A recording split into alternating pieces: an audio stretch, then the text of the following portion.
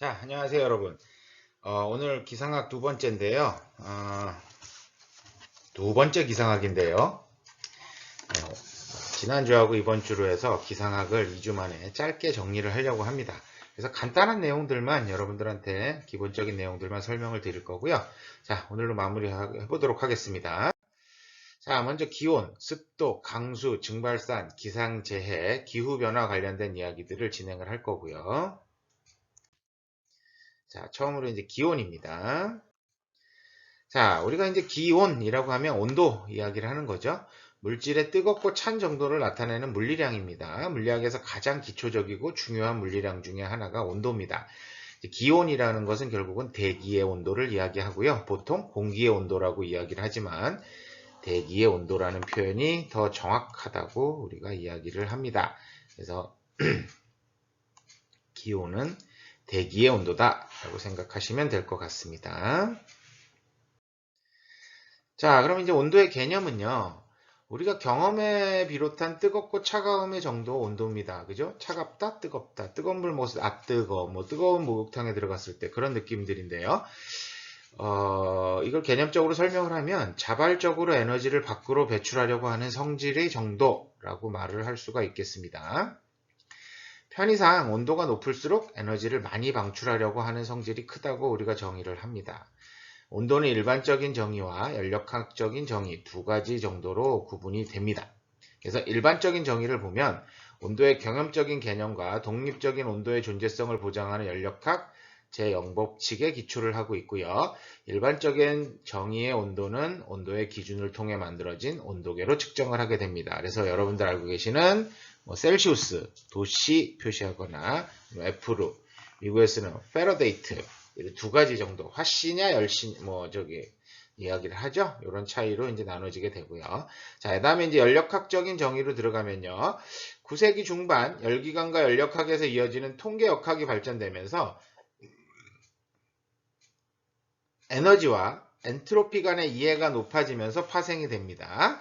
그래서 온도는 에너지를 엔트로피로 편미분한 값으로 정의를 하고요. 다양한 기초적인 물리 법칙과 근본적으로 관련이 되어 있다라고 생각을 하시면 되겠죠. 자, 그럼 이제 연력학 법칙 알아보고 갈까요? 자, 연력학 법칙은 이제 세 가지가 있어요. 연력학 제0, 연력학 제1, 연력학 제2 법칙이 있는데요. 문제는 대부분의 모든 법칙들을 보면 제1법칙, 제2법칙, 그러지 제0법칙으로 시작되는 경우는 없거든요. 문제는 연력학 제0법칙인 연력학적 평행이라는 게 제1법칙과 2법칙이 나왔을 때까지도 정의가 되지 않았었습니다. 증명이 되지 않아서 이 이후에 증명이 된 거죠. 연력학 제1법칙, 제2법칙이 나온 이후에 증명이 됐어요. 그러다 보니까 전 세계의 모든 교과서라든가 전공서적에 연력학 제1법칙, 제2법칙이 들어있는데 이 가장 기준이 되는 연력학 제0법칙을 연력학 제1법칙으로 만약에 다시 정의를 한다 그러면 제1법칙이 2법칙이 되고 제2법칙이 제3법칙이 되겠죠. 이런 엄청난 혼란이 올 겁니다. 그러다 보니까 그냥 아무도 안 쓴 번호 0번을 선택을 하게 된 거죠. 그래서 이제 순서대로라면 연력학 제0법칙, 제1법칙, 제2법칙이 순서지만 발견된 순서로 치면은 제1, 제2, 제0법칙의 순서라고 생각을 하시면 될 거예요. 그래서 연력학 제0법칙, 연력학적인 평형을 이야기합니다. 그 다음에 연력학 제1법칙은 에너지 보존 법칙이죠. 여러분들 아마 다 알고 계실 거예요. 에너지 보존 법칙이 있고요. 그래서 고립계 내에서의 에너지는 사라지지도 생성되지도 않습니다. 다만 형태가 바뀐다. 그래서 위치 에너지가 운동 에너지로 바뀌고 열 에너지가 운동 에너지로 바뀌고 이런 식으로 에너지가 바뀔 뿐이지 다른 형태로 바뀔 뿐이지 사라지진 않는다라는 에너지 보존 법칙이 될 테고요. 그다음에 이제 연력학 제2법칙은 방향의 법칙입니다. 그래서 고립계의 엔트로피는 감소하지 않는다라는 이야기를 가지고 있어요. 그래서 연력학 제0법칙 보면요. 어떤 개의 물체 A와 B가 열적 평형 상태에 있고 B와 C가 열적 평형 상태에 있으면 A와 C도 열평형 상태에 있다. 라는 형태가 되는 거죠. 즉 A와 B가 두 개가 붙어서 열적 평형 상태가 있다. 온도가 같다는 얘기죠. 평형이 됐으니까. 그 다음에 B와 C도 같다. 그러면 A와 C는 같다. 여러분들 어떻게 보면 굉장히 당연한 얘기라고 생각이 되는데 이걸 증명을 하기가 과거에 쉽지가 않았던 것 같아요. 자, 이것은 이제 온도의 존재를 주장하는 것과 같으며 모든 연력학 법칙의 기본이 됩니다. 그래서 아까 앞에서 말씀드린 것처럼 법칙은 기본적으로 인지되었던 것이죠. 다 알고 있는 내용인데요. 연력학 제1, 제2 법칙보다 늦게 포함됐기 때문에 우리가 가장 기본이 된다라고 해서 영법칙으로 순서를 변형하게 됩니다. 그래서 평형을 이루기 위해서는 열의 이동이 되겠죠. 더운 물체와 찬물체를 붙여놓으면 열의 이동이 일어나게 되고요. 한쪽은 온도가 하강하고 한쪽은 온도가 상승합니다. 그래서 온도가 같아져 열의 이동이 없다라고 얘기하는데요. 이게 연력학적 평형을 이야기를 하는 형태들이 됩니다.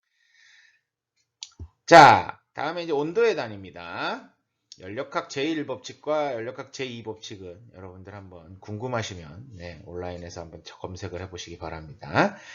자, 온도의 단위. 과거에는 고정점, 물의 어는 점, 끓는 점을 기준으로 온도를 정의를 했습니다.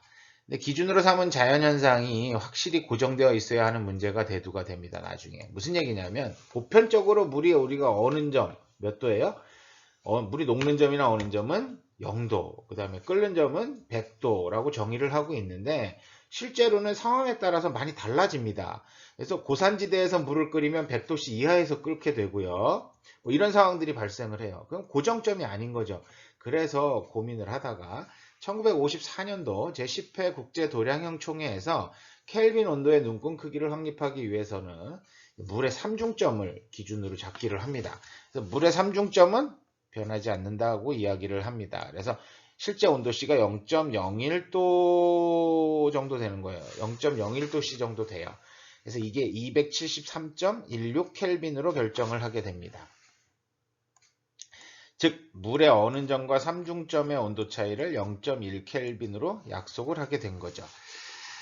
그래서 온도의 단위로는 여러 가지가 이제 존재를 하게 되는데요. 현재 국제표준화기구 ISO에서는 국제단위계 SI로 켈빈을 사용을 하고 있습니다. 그 다음에 이제 각자 측정 방법에 따라 기준을 다르게 잡아서 섭씨, 화씨, 열씨 뭐 이런 식으로 구분이 돼요. 그 다음에 또 랭킨 온도계라는 온도 단위도 있습니다. 여러분들이 가장 많이 보는 게 이제 섭씨하고 화씨죠. 자. 그래서 켈빈, 아까 말씀드렸죠? ISO에서 이제 SI 단위계로 기준으로 정합니다. 절대 온도를 측정하기 위한 방법이고요. 0K는 절대 온도입니다. 실제로 0K가 그러니까 이상적인 기체의 부피가 0이 되는 온도입니다. 그래서 부피가 0이 될 수가 없어요. 모든 기체의 부피가 0이 만들어지는 상황이 현실에서는 불가능하죠. 그래서 이상 기체의 부피가 0이 되는 온도입니다. 그래서 이게 0K 켈빈은 절대 0도 우리가 이야기를 합니다. 그 다음에 이제 섭씨입니다. 1742년도에 스웨덴의 천문학자 안데르센 셀시우스가 제안을 합니다. 1atm에서의 1기압하에서의 물의 어는 점을 0도로 끓는 점을 100도로 두고요. 그 사이를 100등분해서 정의한 걸 우리가 이제 섭씨라고 이야기를 하게 되고요. 화씨입니다. 독일의 다니엘 가브리엘 파렌하이트의 이름을 딴 온도 단위입니다. 1기압에서 물이 어는 온도를 32F, 물이 끓는 온도를 212F로 두고요. 이 사이의 온도를 180등분해서 정한 겁니다. 어떻게 보면은 섭씨보다 좀 복잡해요. 그죠? 근데 이제 그 당시 단위계를 따지면은 또 뭐 그게 날 수도 있다라고 생각을 하는데, 느낌이 우리가 안 쓰던 거라서 좀 어색하게 다가오지 않을까 싶어요. 오히려 미국에서는 섭씨가 더 어색하게 다가오지 않을까 싶기도 하고요. 다음은 이제 랭킨 온도계입니다. R를 쓰는데요. 윌리엄 랭킨이라는 분이 켈빈 온도 단위와 거의 같은 온도 단위를 정의를 하고요. 화씨 온도의 눈금 크기를 적용을 해서 쉽게 얘기해서 켈빈과 화씨를 합쳐서 만들어 놓은 형태가 랭킨 온도 단위다라고 보시면 될 것 같습니다. 그래서 온도의 단위 보면 이런 식이에요. 우리가 여러분들 많이 이제 우리나라에서 사용하는 게 이제 섭씨죠. 그죠? 그래서 끓는 점 100도, 녹는 점 0도, 먹는 점이죠. 그래서 100등분한 거고요. 화씨는 녹는 점 32도에서 끓는 점 212도 사이의 간격을 180도로 구분을 한 거고요. 그 다음에 랭킨은 녹는 점 0, 끓는 점 80, 그래서 녹는 점과 끓는 점 간격을 80으로 구분한 겁니다. 그 다음에 이제 켈빈은 절대 온도이죠. 그래서 녹는 점이 273.15고요. 그 다음에 끓는 점이 373.15. 라고 생각을 하시면 됩니다. 그래서 녹는 점과 끓는 점의 간격은 100이라고 생각하시면 될 것 같아요. 자, 온도의 환산 한번 볼게요. 그냥 간단하게 여러분들 알고 넘어가겠습니다. 그래서 켈빈, 섭씨 온도, 화씨 온도, 랭킨 온도 사이의 관계, 환산 관계입니다. 그래서 섭씨를 화씨로 바꿀 때 섭씨 곱하기 5분의 9, 그 다음에 플러스 32를 해줍니다. 그래서 32도가 0도 기준이니까. 그 다음에 이제 섭씨를 켈빈으로 바꿀 때는 273.15만 해주면 돼요. 그죠? 네. 0도, 절대 온도 0도가 그러니까 0켈빈이죠. 그 다음에 0도는 우리가 일반적으로 화씨 0도, 아니 섭씨 0도는 우리가 273.15 켈빈이니까 그냥 켈빈 계속 더해주면 됩니다. 화씨를 섭씨로 바꿀 때는요, F 화씨 마이너스 32도 한 다음에 9분의 5를 해주면 되고요.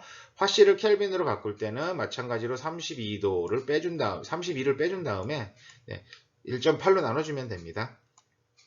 거기다가 273.15를 더해주면 되겠죠. 그 다음에 이제 화씨를 랭킨, 이렇게 바꾸는 거는, 이렇게 지금 랭킨은, 화씨 플러스 459.2 해주면 되고요. 켈빈을 섭씨로 바꾸고 싶다. 그러면은 보통 켈빈 마이너스 273.15도 해주면 됩니다. 그 다음에 켈빈을 화씨로 바꾼다. 켈빈 마이너스 273.15 곱하기 1.8 플러스 32 정도 해주면 돼요. 1.8이 결국은 5분의 9죠. 그 다음에 켈빈 랭킨으로 바꾸는 형태입니다. 그래서 랭킨에다가 1.8 곱하면 1 켈빈이 1.8 랭킨이 되니까 이 관계식을 가지고 우리가 구하면 되겠죠. 자, 그 다음에 이제 이런 온도를 어떻게 측정하냐. 온도의 측정하고 관련된 이야기인데요. 온도를 측정하는 기구를 우리가 일반적으로 이제 온도계라고 이야기를 하죠. 그래서 온도계를 구성하고 있는 걸 나눠보면 일반적으로 온도를 감지하는 측온부와 측온부에서 감지하는 온도를 직접 또는 간접적으로 표시하는 이제 표시부, 그 다음에 측온부와 표시부를 연결시켜주는 도선 또는 배관으로 이루어져 있습니다. 이렇게 되게 보면 온도가 간단하게 생겼는데 이렇게 어렵게 나누면 이렇게 되네요. 뿐만 아니라 이제 액체 글라스 온도와 같이 측온부와 표시부가 일체형으로 된 것도 있습니다. 온도계는 측정 방법에 따라서 측온부를 피측정 물체에 직접 접촉시켜서 온도를 측정하면 접촉법, 접촉시키지 않고 측정하면 비접촉법으로 구분이 되죠. 최근 들어서 아마 여러분들 온도계에 대해서 여러분들 많이 접해 보셨을 거예요. 코로나 때문에 접촉식은 감염의 우려가 있으니까 이제 비접촉식 장비들을 많이 이용을 하게 되죠. 자, 그래서 이제 접촉법에 의한 겁니다. 열은 고온에서 연력합 제0법칙이네요. 그죠? 고온에서 이동하고 온도가 2개 이상의 물체에 접촉시켜 충분한 시간이 주어지면 접촉된 물체들은 온도가 갖게 되는 열평형 상태를 이루게 됩니다. 즉, 연력합 제0법칙에 의해서 임의 두 물체가 각각 제3의 물체와 열평형을 이룬다면 임의의 두 물체도 열평형 상태에 있게 된다. 라는 이론을 따르는 거죠. 따라서 온도를 측정하고자 하는 피측정 물체의 측온부를 접촉시켜서 피측정 물체와 측온부가 열평형 상태에 이르렀을 때 감온부의 변화량을 측정함으로써 피측정 물체의 온도를 감지하는 방식입니다. 그래서 여러분들 기본적으로 지금은 여러분들은 아마 거의 겪어보지 못하셨을 텐데요. 예전에는 저희가 온도계를 입에 물고 있거나 일반적으로 수은주 온도계를 입에 물어서 일정 시간이 지난 후에 온도를 측정하거나 아니면 겨드랑이에 끼거나 애기들 같은 경우는 기저귀를 내리고 그 특정 부위에다가 꽂아서 측정을 한 그런 이제 과거에는 있었어요. 요즘은 이제 다 비접촉식으로 다 측정을 하죠. 자, 이 방법에 의한 온도계에서는 감온부와 측정 대상의 접촉의 정도에 따라서 측정 정도 크기가 좌우가 됩니다. 그래서 측온부를 측정 대상에 접촉할 수 없는 경우는 측정이 불가능해요. 접촉에 의해서 측정 대상이 영향을 받게 되는 경우는 큰 오차가 발생하기도 합니다.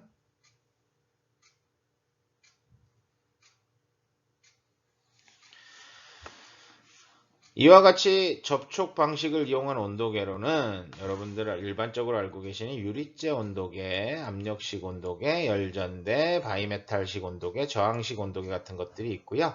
바이메탈식 온도계 같은 경우는 주변에서 굉장히 많이 사용이 되고 있는데요. 바이메탈식 온도계는 여러분들이 많이 사용하고 계시는데 잘 모르는 부분이에요. 여러분들 알고 계시는 커피포트, 뭐 보온밥솥 이런 것들에 이제 바이메탈식 온도계가 들어가 있습니다.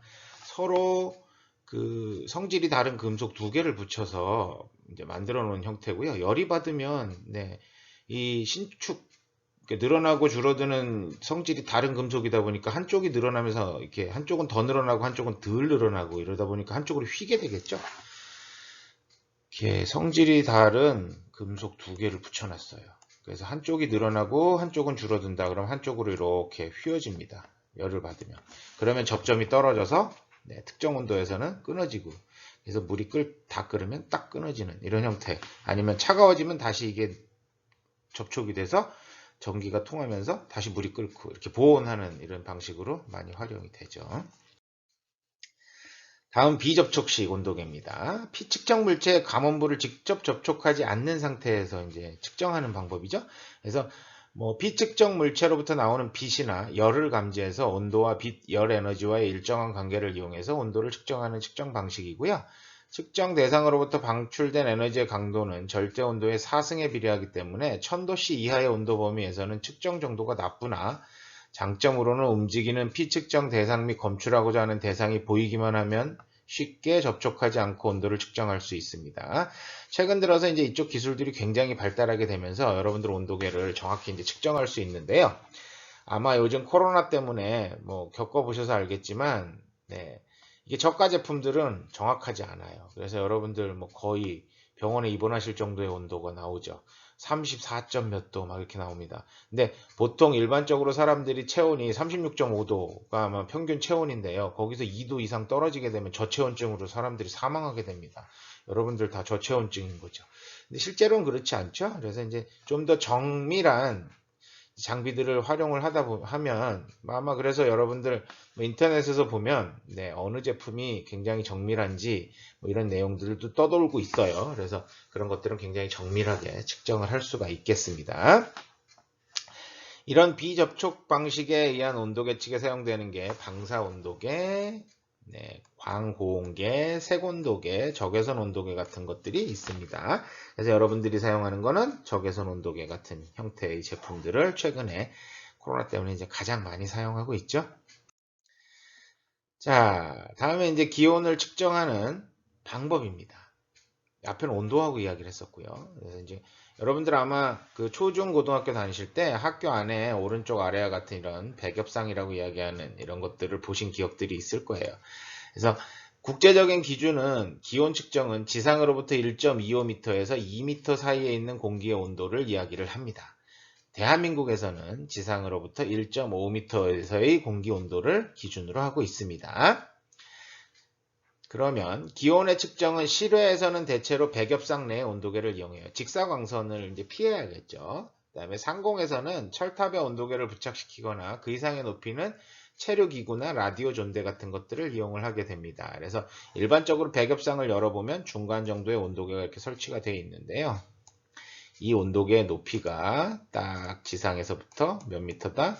네, 1.5m다 라고 보시면 될 것 같고요. 그 다음에 뭐 이제 특별한 기상현상들을 측정하기 위해서 라디오 존대 같은 것들 띄우기도 해요. 지금 보시는 게 가운데 있는 이 그림 같은 경우가 라디오 존대인데요. 네, 태풍이 온다거나 뭐 이런 것들에서 고도별 기상 자료가 필요하다 그러면 풍선에다가 네, 이런 기상 관측 장비를 달아서 올려보냅니다. 그래서 올라가면서 뭐 이제 온도, 습도, 그 다음에 뭐 풍향 같은 거, 풍속 같은 거 이런 것도 다 측정할 수 있는 장비들이 달아서 올라가고요. 얘는 일회용입니다. 다시 회수할 수가 없죠. 굉장히 높은 곳까지 올라가요. 대기권에서 올라갈 수 있는 만큼 올라가다 보니까 네, 실제로 이제 바람에 의해서 방향이 계속 이동하면서 무선으로 이제 데이터는 받았는데요. 얘가 떨어지는 데가 산일 수도 있고요. 바다일 수도 있고요. 어디에 떨어지는지 몰라서 네, 회수하기가 쉽지가 않겠죠. 근데 이제 연락처를 달아서 올립니다. 그래서 혹시 만약에 여러분들이 뭐 등산을 하시거나 아니면 바다에서 이런 것들을 발견한다 그러면 아마 거기에 이런 표지가 연락처가 붙어 있어요. 네, 희사합니다라고 써 있습니다. 연락하셔서 네, 뭐 약간의 이득을 보는 것도 나쁘진 않을 것 같습니다. 자, 다음 이제 배겹상 아까 이제 설명하다 말았는데요. 나무로 만들어져 있고 흰색으로 칠해놨죠. 그다음에 뭐 최근 들어서는 이제 중간에 있는 그림 형태나 아니면 이제 요즘은 자동 기상 관측 장비 AWS 제품을 사용하기도 합니다만 뭐 학교에 하나쯤은 다 있었던 것 같아요. 태양광을 반사해서 열을 속으로 가두지 않도록 흰색 페인트를 겉에 칠하고요. 열을 가운데로 전달하기 어렵게 하기 위해서 나무로 만들어져 있습니다. 바람의 통기를 좋게 하기 위해서 이게 네, 여기는 다 통풍구가 다 설치가 되어 있고요.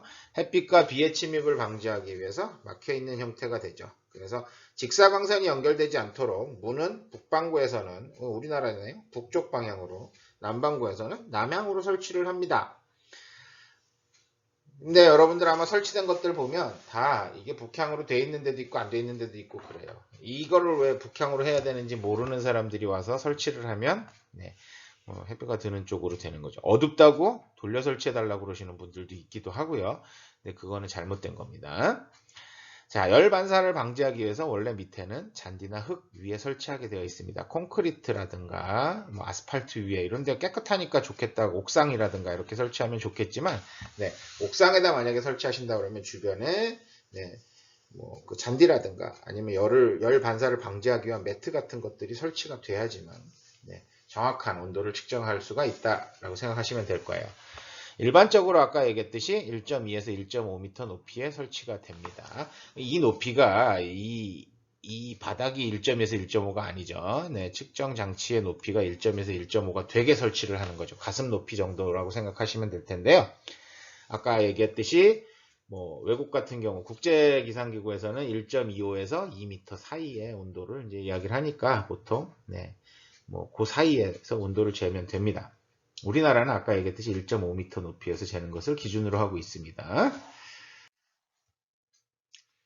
자, 다음은 이제 기온의 일변화, 기온의 변화인데요. 기온의 일변화는 이제 지구의 자전의 영향으로 하루 동안 태양의 고도에 따라서 온도가 변화하게 되죠. 태양이 떠오른 후에 일사량은 점점 증가하고요. 지표가 가열되면서 기온이 상승하게 되죠. 태양의 고도는 정오 무렵에 가장 높고요. 일사량이 최대가 되지만 지표가 가열되는데 시간이 걸리기 때문에 지표면에서 방출되는 복사 에너지는 오후 2시에서 3시 사이. 네, 그래서 한 2시간 정도의 딜레이가 생긴다고 보시면 돼요. 요때가 이제 최대가 된다. 그래서 오히려 12시보다는 오후 한 2시 정도의 온도가 가장 높다라고 보시면 돼요. 이후부터 이제 태양의 고도가 낮아지게 되면서 일사량도 서서히 감소하기 시작해서 새벽 무렵까지 지구 복사 에너지 방출이 이루어지고요. 새벽 무렵의 기온이 가장 낮아지는 상황들이 발생합니다. 이건 이제 일최저 기온이라고 우리가 이야기를 하죠. 일최고 기온과 일최저 기온의 차이를 우리가 일교차라고 이야기를 합니다. 맑은 날일수록 일교차가 크고요. 비가 오는 날이나 흐린 날에는 일교차가 작습니다. 기온의 변화에 따라 포화 수증기량이 달라지기 때문에 상대 습도도 달라지게 되는데요. 기온의 변화와 상대 습도의 변화는 반대로 나타납니다. 그래서 기온이 올라가면 상대 습도는 낮아지고요. 기온이 낮아지면 상대 습도는 높아진다 라고 보시면 되겠습니다. 지금 같은 형태죠. 네. 어때요? 기온이 일변화를 보이죠. 아침에 새벽녘에 가장 낮아졌다가 오후에 한 2시에서 3시 사이에 가장 높아졌다가 그 다음에 네, 점점 감소하는 형태를 보이고요. 자, 기온이 증가하면 습도는 낮아지게 되고요. 그래서 기온이 최고점일 때 이제 습도가 거의 낮고요. 그다음에 기온이 최저점을 찍기 직전에 습도가 가장 낮은 이런 가장 높은 형태를 보이게 됩니다. 이제 요거에 따라서 있을 점이 살살살살 변하는 그런 형태들도 보이게 되고요. 자, 그럼 이런 이제 기온이 일변화를 받고 이제 연변화를 볼 텐데 연변화도 비슷해요. 지구의 자전축이 약 23.5도 기울어져 있다는 게 상당히 중요합니다. 또 지구가 태양 주위를 공전하는 이유로 월별 태양의 고도가 변화하면서 일사량의 변화에 따라 기온이 변합니다. 그래서 태양의 고도가 높아지면 기온이 상승하고요. 고도가 낮아지면 하강하는 거죠. 그래서 겨울철에 우리나라라고 그러면 이제 1월달, 12월 이때가 가장 낮고요. 그 다음에 보통 7, 8, 9월 이때가 가장 높은 형태들이 됩니다. 그래서 여름에 태양 고도가 북이 23.5도까지 올라가고요. 겨울에는 남이 23.5도까지 내려가기 때문에 기온이 높아지고 낮아지고 결정되겠습니다. 자, 이번에는 습도 이야기를 해볼까요?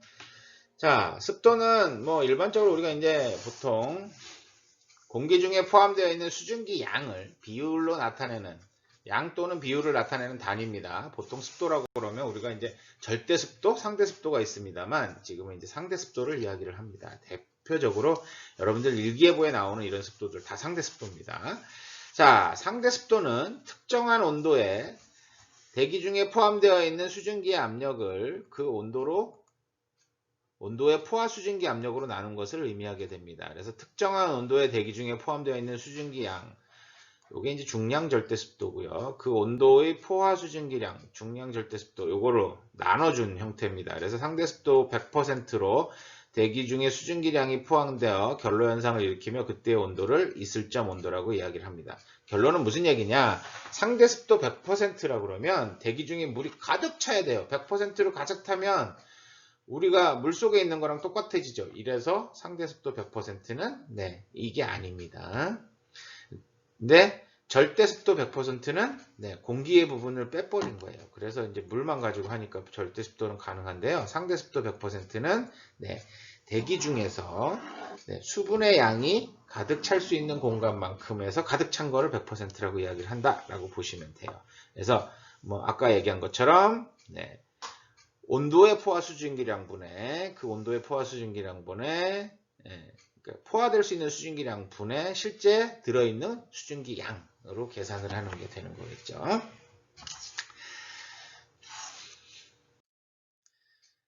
자, 다음 이제 절대 습도인데요. 중량 절대 습도와 용적 절대 습도로 나눠집니다. 절대 습도는 먼저 중량 절대 습도를 보면요, 수증기를 포함한 공기를 습한 공기라고 하면요, 이 습기로부터 수증기를 제외한 공기를 마른 공기라고 우리가 이제 얘기를 할 수가 있어요.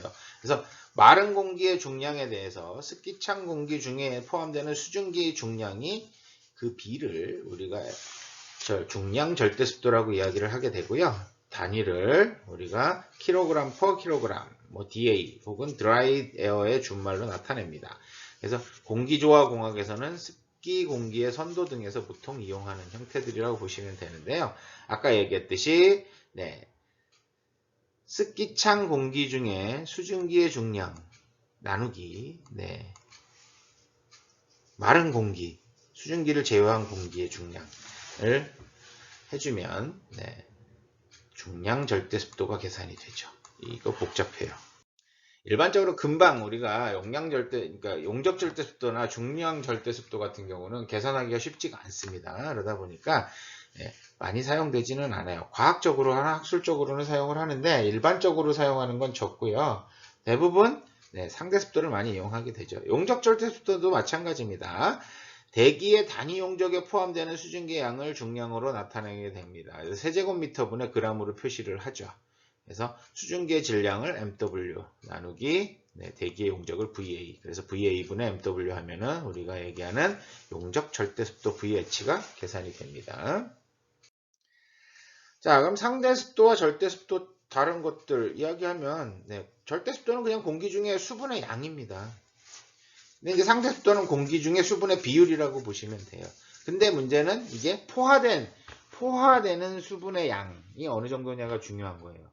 그러니까 공기가 포화됐다라고 우리가 이야기할 때 이슬점이 이제 포화가 되는 건데, 이슬점이 되면은 포화가 돼서 포화를 초과하면 어떻게 됩니까? 이슬이 맺히게 되죠. 그 라인이 이제 이슬점이 되는데, 그래서 공기 뭐 1세제곱미터에 물 1세제곱, 그러니까 수증기 1세제곱미터가 들어갈 수 있지는 않습니다.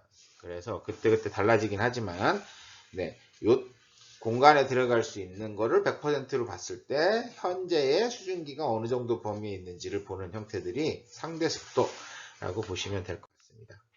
그래서 우리가 이제 앞에서부터 이야기를 쭉 해오는 것 중에 하나가 이제 질량, 중량, 무게 이런 이야기들을 많이 이야기를 했어요. 근데 실제로 이 질량, 중량, 무게가 다 같냐? 아니면 질량, 중량, 무게가 다 같지 않냐? 그때 다르죠. 다릅니다. 실제로 우리가 알고 있는 질량은 장소에 따라서 변하지 않는 고유의 물체의 양입니다. 그래서 우리가 지구상에서의 중질량과 달에서의 질량은 같습니다. 변하지 않습니다. 그러니까 뭐 쉽게 제 몸무게로 하면 안 되죠. 제 질량, 제 몸의 질량을 가지고 이야기를 한다. 그러면 실제로 지구에서의 제가 측정한 질량하고 달에서의 측정한 질량은 달라지지 않습니다. 같습니다. 질량의 개념을 정확하게 정립하신 분이 뉴턴인데요. 운동, 뉴턴은 운동제의 법칙, 가속도의 법칙을 이용해서 질량이란 물체가 운동의 변화에 대해서 얼마만큼 저항하느냐에 따라 달라지는 값이라고 정의를 하고요. 질량의 단위를 일반적으로 킬로그램을 사용을 합니다. 그래서 양팔저울을 이용을 하게 되죠. 그래서 여러분들 아마 접시저울, 양팔저울 알고 계시죠? 네, 그래서 거기에 기준이 되는 추를 얹어서 질량이 얼마인지 측정을 하는 거죠. 질량은 물체의 고유한 양이기 때문에 중력이 다른 곳에 변하지 않는다고 말씀드렸죠. 네, 그래서 변하지 않습니다. 달에서나 지구에서나 똑같다. 근데 이제 중량이나 무게는 물체에 작용하는 중력입니다. 그래서 지구가 저를 당기는 힘이 제 중량, 제 몸무게예요. 무게가 되는 거죠. 원래 킬로그램, 저희 몸무게를 재고서 킬로그램이라고 이야기하는데 실제로는 아닙니다. 킬로그램 중이라고 표시해야 맞고요. 아니면 뉴턴으로 표시를 하는데요. 일반적으로 우리는 어떻게 씁니까? 그냥 이걸 킬로그램이라고 쓰고 있죠. 네, 그래서 네, 우리는 질량의 단위를 가지고 무게의 단위로 활용하고 있는 형태가 되는 거죠. 왜냐하면 질량은 일반적으로 많이 쓰지 않다 보니까 그렇게 되는 겁니다. 그러면 이제 이거는 달라지죠. 만약에 제 몸무게가 달에 가면 달에서는 저를 당기는 힘이 6분의 1로 줄어들기 때문에 네, 제 몸무게도 훨씬 가벼워질 거라고 생각이 됩니다. 그래서 질량 측정하는 저울들 보시면 이런 형태예요. 그래서 뭐 정의의 여신인가요? 네, 이런 형태도 있고요. 일반적으로 여러분들이 아마 학교에서 봤던 것들은 이런 접시 저울을 이용해서 질량을 측정합니다. 앞에 네, 기준이 되는 네, 추가 이제 있죠. 그 다음에 여러분들 예전에 이런 것들 보신 기억들이 있는지 모르겠어요. 저는 어릴 때 이제 봤는데 여러분들 아마 보기 힘들었을 텐데 왼쪽에 있는 그림 두 개 같은 경우가 실질적으로 네, 이게 무게를 측정하는 게 아니라 질량을 측정하는 단위의 제품하고 비슷하다라고 보시면 될 거예요. 중량을 측정하는 건 용수철 저울을 이용을 합니다. 이제 이거와 비슷하게 우리가 이제 거꾸로 압력과 중량의 관계를 이용을 해서 여러분들이 사용하시는 저울들은 지금 여러분들이 사용하시는 저울들, 그러니까 체중계 같은 경우는 네, 이제 디지털화가 되어 있죠. 센서가 달려 있는데 압력식 센서기입니다. 받는 압력을 계산을 해서 거꾸로 우리가 중량으로 환산하는 단위라고 보시면 되고요. 과거에 일반적으로 보면 지금 보는 것 같은 이런 용수철 저울들을 이용을 합니다. 그래서 이게 대표적인 게 여러분들 아마 그 해외여행 다녀보셨는지 모르겠지만 우리나라 공항에서는 분명히 이렇게 그 일반 저울을 이용을 해요. 디지털 시계에 올려놓으면 무게가 나오죠. 근데 외국 같은 데 가면 이렇게 고리에다 걸어서 이렇게 추를, 이렇게 용수철 저울을 들어서 가방이라든가 이런 무게를 측정하시는 거를 보신 분들이 있는지도 모르겠어요. 어쨌든 좀 다르다라고 보시면 돼요.